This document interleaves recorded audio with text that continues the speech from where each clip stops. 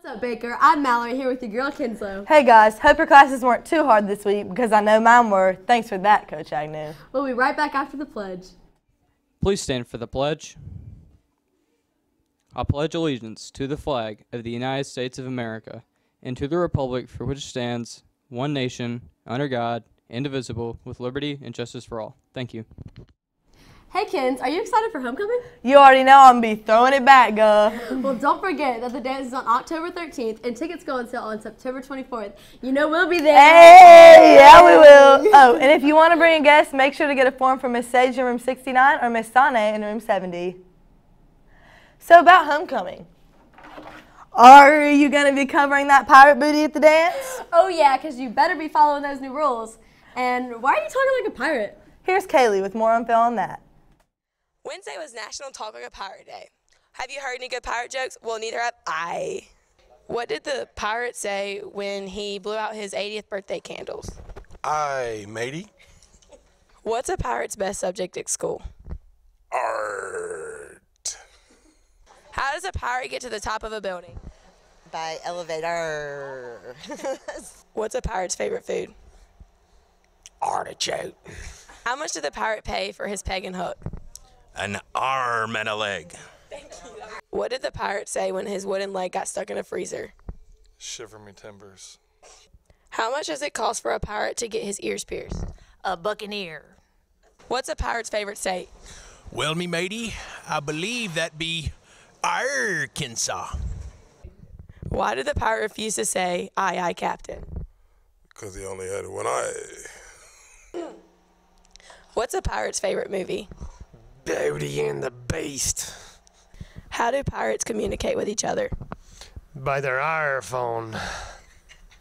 If you miss National Pirate Day, it's never too late to talk like a pirate. Thanks, matey. On a more serious note, here's the beautiful Maya tell us about our thoughtful cross-country team. At the tragic event that happened February 14, 2018 at Marjory Stoneman Douglas High School, Baker Cross Country Team decided to show their support. Baker Cross Country Team led an effort to raise funds for Marjory Stoneman Douglas High School Cross Country Team, joined by Mary G. Montgomery High School, St. Paul's, and UMS Wright. Together they raised $1,400 to send to the cross country team of Marjory Stoneman.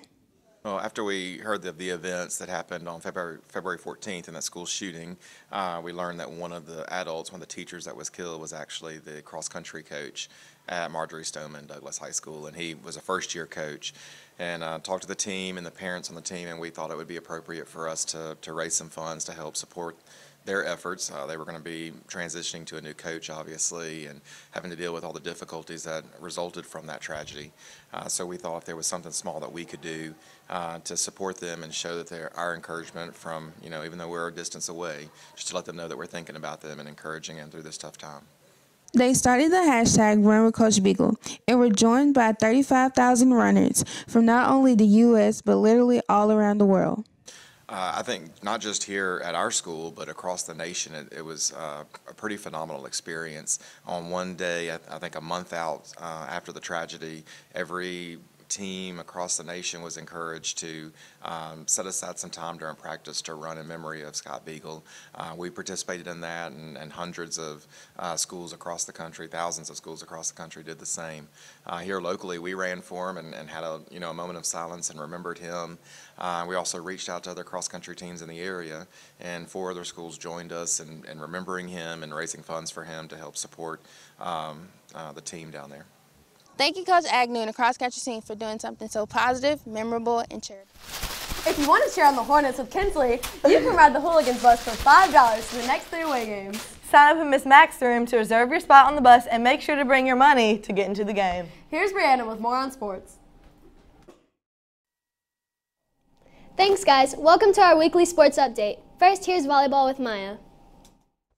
Baker volleyball team was 6-1 last week, including winning Bayside Academy Battle by the Bay Tournament. The Hornets beat Theodore in regular season play, then beat 6th-ranked Thompson for the championship after falling to the Warriors in pool play. Rachel Marcetta has 39 kills, 14 aces, and 16 blocks for the week, while Taylor Cathy has 32 kills and 10 blocks. And Megan Edmonds has 62 digs and 11 aces. Good job, girls. Thanks, Maya, and keep it up, ladies. Up next is Lissa J, keeping you up to beat with our cross-country team. It's your girl, Lissa J, with another cross-country journey update. Varsity girls runner Leslie B came in first, beating second place by 12.73 seconds. Varsity boys runner Carson Barlow came in seventh place for the boys. Remember, don't meet them there, but beat them at their next meet at the Gulf Coast Cross Country Staple in Pensacola, Florida. Thanks, Lissa J. Our Baker swim team participated in the Gulf Coast Invitational last Friday. Morgan Mangum, Johnny Cooper-Smith, Bethany Kilgore, Katie Shook, Aiden Earhart, Brooke Burrows, Fisher Jamison, and AJ Thompson all earned points in Friday's relays. Our star swimmers, Morgan Mangum and Johnny Cooper-Smith, both placed in individual events as well. Way to go, guys! Lastly, our Baker football team is still fighting hard for their first win of the season. Here's Kaylee with a football update. The Hornets have had a tough first 3 games. They played a non-regional game against the Carver-Montgomery Wolverines and lost 34-0. Hand off to Malachi, or fake the handoff to Malachi Morris. Rolls out, almost gets brought down before the safety. It's going to be intercepted though, off the tip. Big play for the Baker defense. That's number. They're looking to bounce back tonight at Foley. Good luck, boys. Thanks, Kaylee. That's all for our BH1 sports updates. Bye, Baker! Random question, do you recycle? Yeah, because one time I saw a duck with plastic wrapped around its neck at the beach. Oh, wow. Liam kind of looks like a duck. He kind of does. Quit junking though, Mal. Let's just watch the video. Hi, Baker. As everybody knows, littering is a problem, but the unknown consequences it has on our watersheds and our environment are something not to be laughed about. Let's look into it, shall we? Here at Baker, we need to be more considerate about where we put our trash because it reflects on our school. I think littering's out of control at Baker. I think students fail to put things in the trash where they belong. There are too many people throwing their trash on the ground when we should all be responsible adults, students and teachers and faculty. Everybody at Baker should be responsible adults and pick up their trash. Don't throw it on the ground in the first place, throw it in the garbage can, but if you accidentally throw it down or it falls down, pick it up and put it in the garbage can. Not only does littering have an effect on our school, but it also has a huge effect on the environment. That trash that you throw out of your car window, or the trash you throw on the ground, or you throw on the ground at the mall or at Baker, that doesn't stay there. That trash, when it rains, is going to be carried into the storm drains, and that eventually is going to end up in creeks and streams, and then rivers like Dog River, Escatawpa River, and then we want to go and swim in those areas, and then Mobile Bay, and we don't want to do that. Right, we don't want to swim in the trash. We don't want the fish and the animals having to swim in the trash. We don't want to catch fish and shrimp from places that are trashy, right? So it has a profound impact on our waters. Littering also has an effect here in Mobile. I think others should care about littering because of its impact on our future.